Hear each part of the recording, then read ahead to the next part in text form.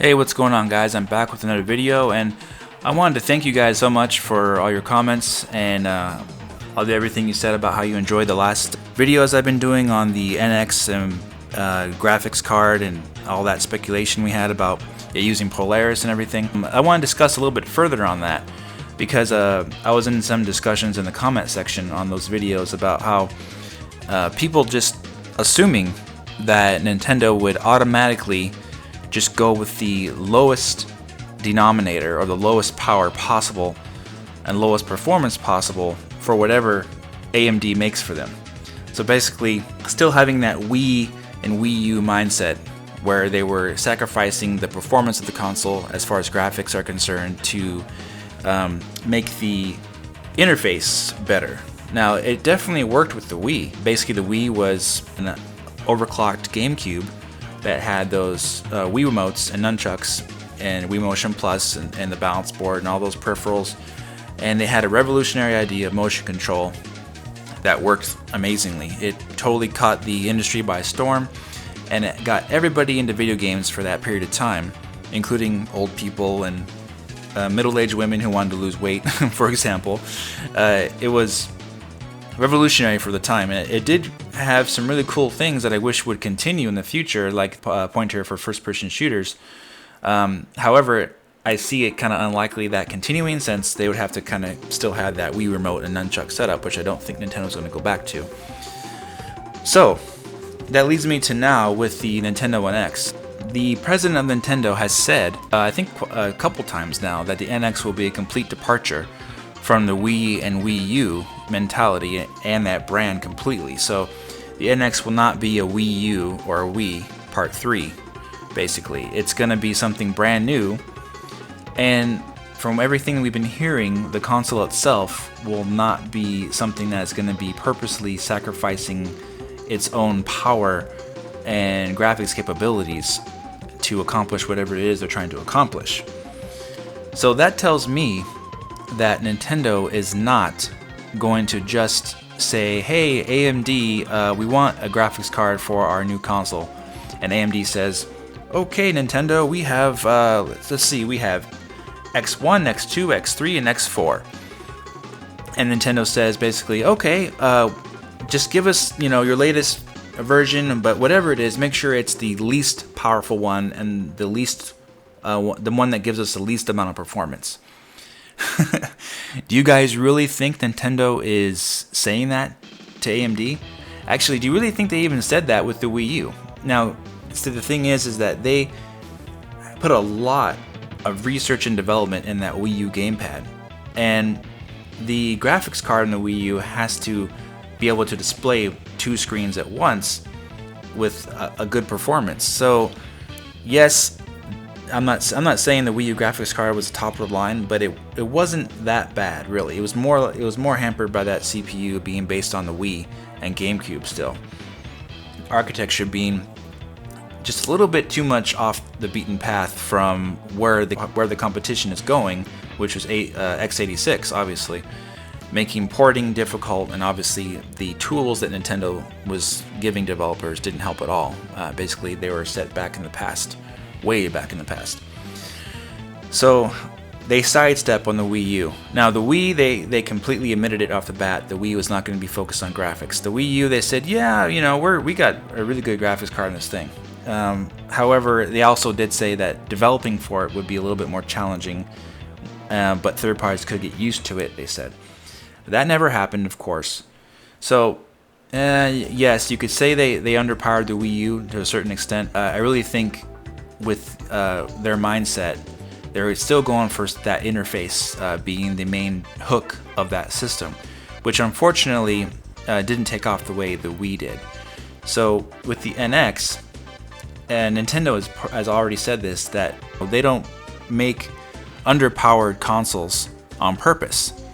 They simply don't do that. They build a console based on what the need is for what they're trying to accomplish with that console. So I guarantee you that Nintendo did not just simply tell AMD, hey, give us your weakest graphics card. We like that new architecture though, but give us your weakest graphics card. There's no way Nintendo did that. So which is why in my previous video about having with the NX having Polaris, I didn't say that the Polaris that they would choose, hypothetically, would be the least powered version. I didn't say that because I really don't think that's true. Why on earth would they just pick the most weakest version, right? I mean, you're gonna say, oh, because they want to save cost. Cost compared to what though, right?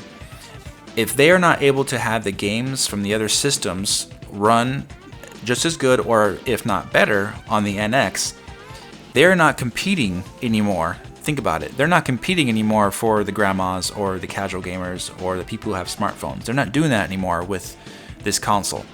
They're competing for the gamers' hearts. They're competing for their fan base who buys Nintendo games, obviously, and they're going to be competing for those who play core games from the Xbox and PS4.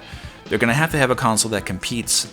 Again, this goes back to last year, and the Wall Street Journal even said so. They want to compete, or be competitive with the others. In order to do that, they can't just have the weakest graphics card and just a new architecture. They have to put a little bit more effort into it, do more research, obviously, and to really draw that audience in or turn some heads, right? So that's why I think the NX will have innovation built with having the console being able to be competitive graphically, similar to how, of course, the original Nintendo, Super Nintendo, Nintendo 64, and the GameCube. Most of the consoles Nintendo has released, besides the last two, have been competitive or the best of their generation in terms of graphics and performance, and even sound. Like the Super Nintendo was the bomb, right? Now, so with the NX, I really don't see them repeating that again with the Wii from the Wii and Wii U era, because they need to be competitive. They know that. They want to get the gamers back. They know that. They need to be able to play all the games from these other consoles. They know that. So what does that tell you? That tells you that the console is going to be powerful. It tells you it's going to have innovation. It tells you it's going to have a controller that's able to play the same games as the other systems without having it become difficult on developers. It's going to be easy to port games from the other systems, so it's easy on developers as well. And it's going to be able to draw in those fans, because guess what? The NX will have most of those big third-party games on the system due to the system being easy to port to. Everything points to that with Nintendo doing that with the NX. So that is why, in my opinion, strong opinion, I really don't think that Nintendo is going to be releasing some kind of underpowered console. I think, as we have researched over the last video and whatnot about the Polaris, this architecture that AMD is releasing, that Nintendo, I think, is most likely going to use, at least a part of it, is revolutionary. It's really, really amazing. It's where probably most people are going to be going to, using lower power and also high performance and low cost.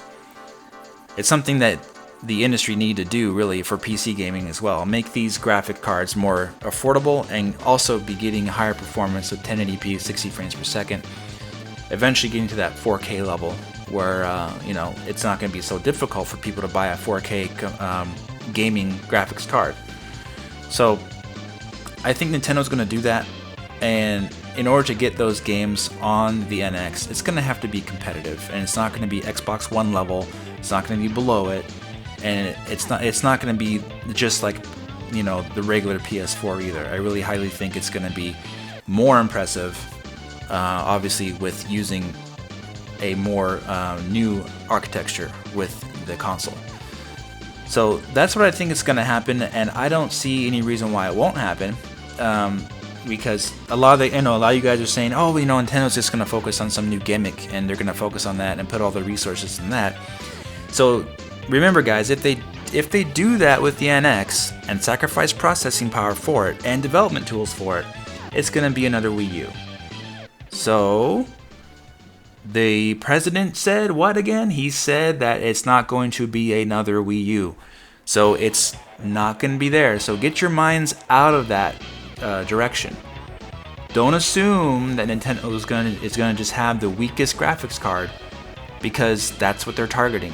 they're not targeting the weakest graphics card. They're not targeting just interface anymore. They want to target the gamers. They want to be competitive. Why do you think they are having all these new initiatives with mobile gaming, with theme parks, movies, TV shows, amiibos? All this extra revenue, I guarantee you, is going to help them spur their game development. They have already consolidated their game development into one building for, handheld and console, all into one. So they're really consolidating. They're being smart with their money, and I think all this extra revenue on the outside of gaming is going to really enable them to actually be more competitive. So when you buy a Nintendo console, they're going to have the latest technology running the games. They're going to be competitive. They're going to be like they were before with the Super Nintendo and Nintendo 64. They're going to be innovative. Having better graphics and more processing power will allow Nintendo to be more innovative in the games themselves, in their game design, and how big the worlds are, in the detail, and certain things you can do. And of course, the interface they have is going to be a part of that as well. That's going to set them apart from the others. My theory is that they're going to have something that is innovative, yet is not something that's going to be so different that it alienates developers, you see? So be on the lookout for that. And obviously we're going to see the NX really soon. Rumor has it it's going to be, some people are saying July, the month after E3. We don't know for sure yet. So we shall wait and see. But for now, stay tuned. And thank you so much again for watching this video, and leave a comment. I'd like to know what you guys think. Are they going to go for a gimmick only and no power in the console? Or are they going to focus on having an all-around console that is competitive in every aspect and innovative, and show us what they really can do? Alright guys, thanks so much. Subscribe, comment, and hit that like button. And I'll see you guys very soon. Take care.